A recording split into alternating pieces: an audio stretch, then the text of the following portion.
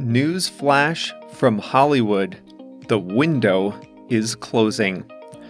Hi there, this is Jeff, and welcome to Plain English Lesson 328. JR is the producer, and he has posted the full lesson, including the free transcript at plainenglish.com/328. Coming up today, big changes in Hollywood's business model. Theater revenue was down 70% in 2020, and the pandemic has accelerated a trend toward faster streaming releases of movies. That has theater owners nervous. The expression we'll review today is cash in on. The video lesson online is about how to use according to, but not in the typical way we use that phrase. But first, let's get going with the main lesson.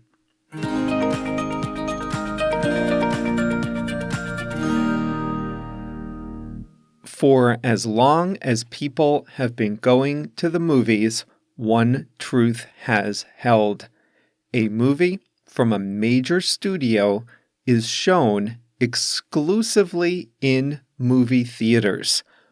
Only after a suitable waiting period is it available to watch at home.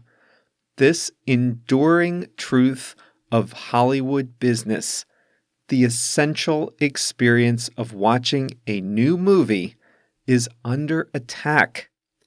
It's called the theatrical window. It's a window of time in which a movie is only available in movie theaters. For almost the entire history of movie making, the window has served both the studios and the exhibitors. The exhibitors are the movie theater chains and individual theaters.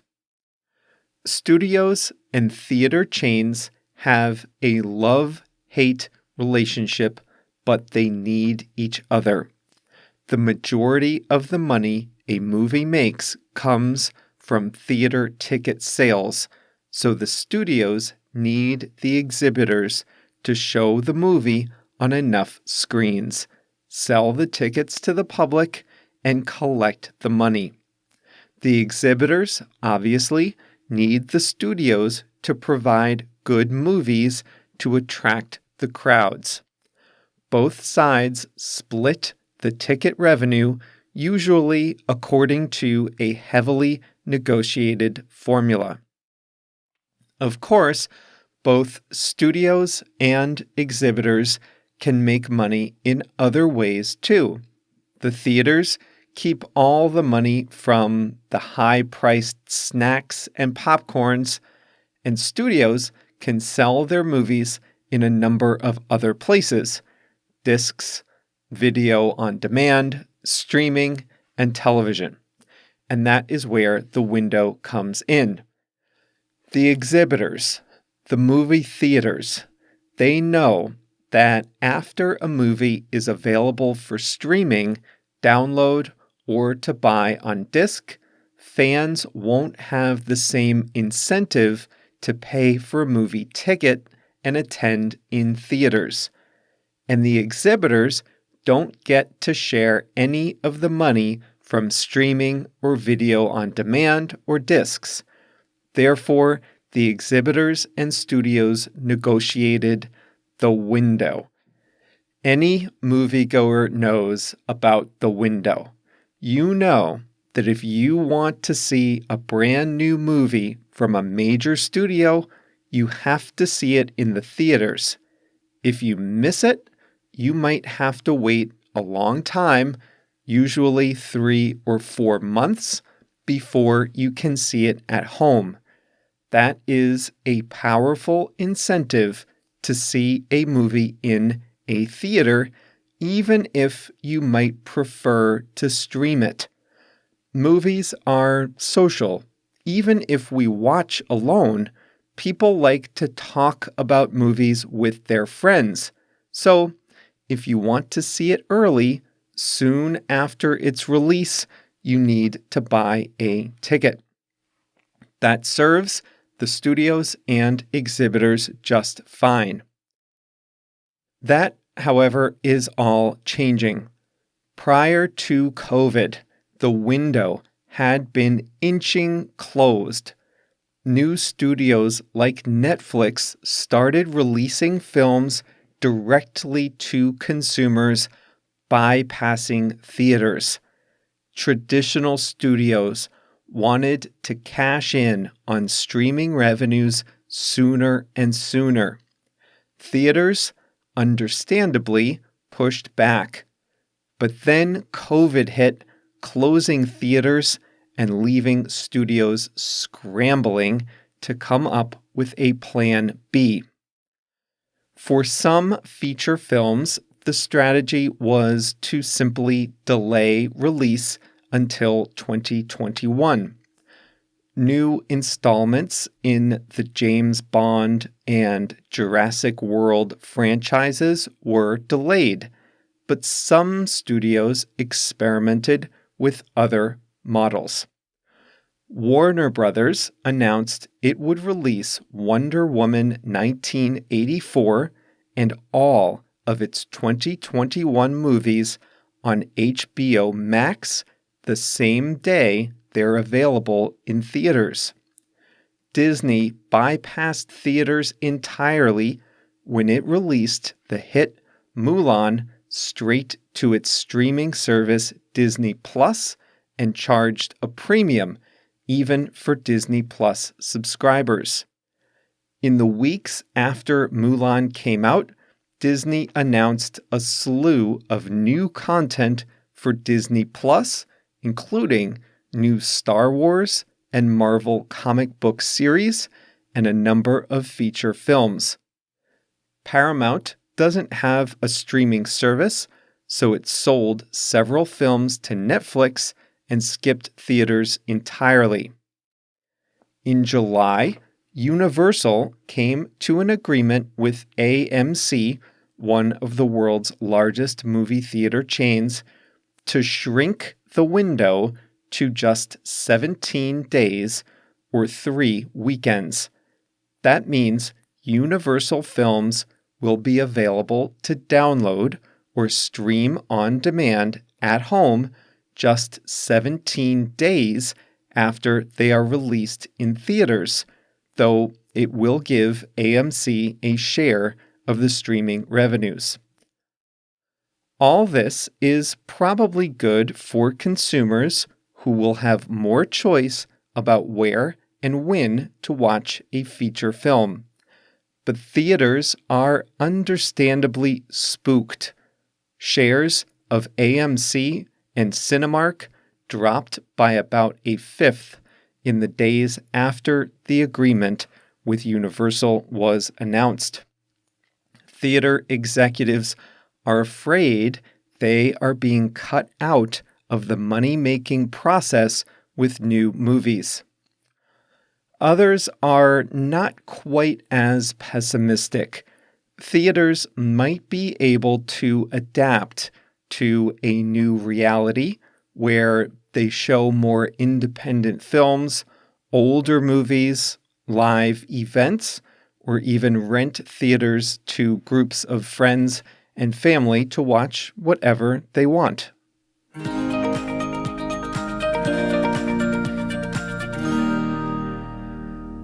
One thing that's bothered me about the current model is that theaters need to prioritize the most popular movies. So you can go to a theater with 20 screens, and screens 1 through 16 are playing the same popular movie with a new showing every 15 minutes. Every other movie that's out there has to share space in the remaining 4 screens. Not ideal if you don't want to see the blockbuster or if you've already seen it. I tend to go to the movies for the experience rather than to see a hit new movie. A lot of the most popular movies aren't even my style. Comic book, superhero movies just aren't for me. So when those come out, there's nothing for me to see in a theater. Maybe the new window will put less pressure on theaters to squeeze every bit of juice out of the blockbuster, and maybe they'll experiment a little with their schedule. I can only hope.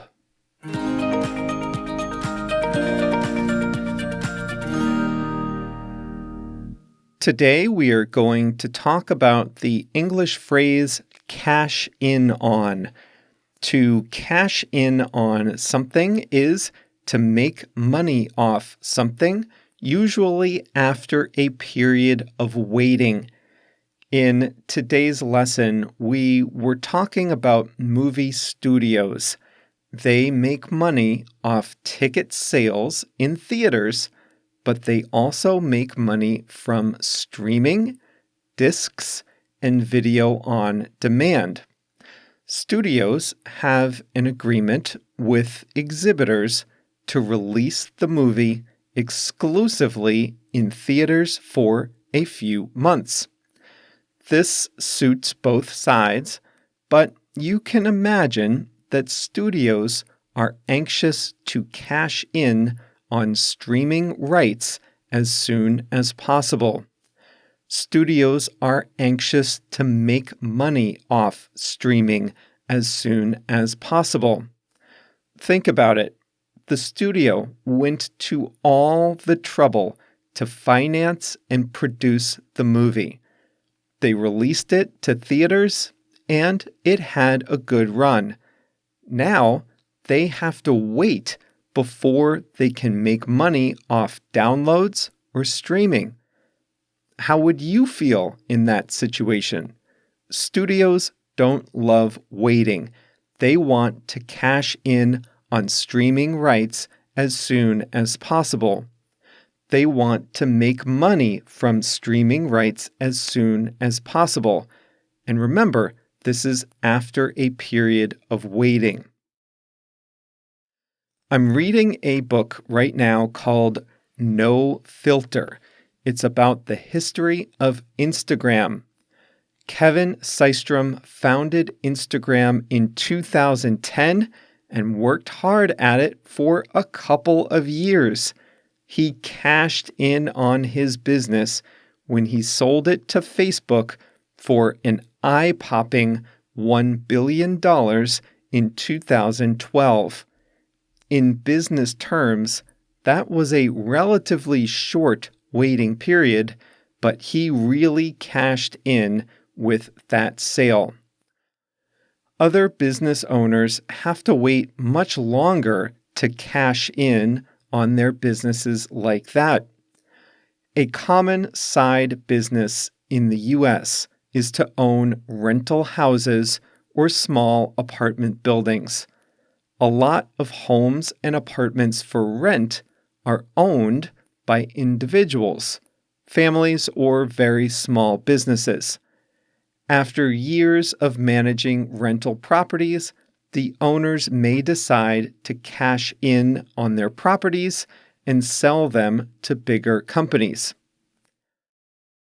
A person can cash in on his or her popularity. I mentioned the book about Instagram. It tells the story of how Kim Kardashian cashed in on her popularity by selling a line of beauty products. An Olympic athlete might cash in on his or her popularity by appearing in a lot of TV commercials. Simone Biles is in a commercial for Uber Eats now. She's cashing in on her popularity ahead of the Olympics in Tokyo. Sometimes cash in on can sound negative. In the examples I've given, there's nothing wrong or unethical with what the people or companies do. Selling a business, making money on movies, appearing in commercials, selling products on Instagram. You might not love the Kardashians, but there's nothing wrong with cashing in the way that I've described it so far. But other times, cash in on can be unethical, or at least it leaves you with a bad feeling. A popular politician might retire and cash in on his connections by becoming a lobbyist or giving high-paid speeches. Someone close to a celebrity might cash in on their connections by selling a story or a photograph to a magazine. That's a great example of cash in on in a negative way. Tabloid magazines are full of stories from celebrities, gardeners, in-laws, friends from home, all cashing in on their access to or stories about the celebrity. That's making money from a breach of trust. And in that sense, cash in on is not ethical.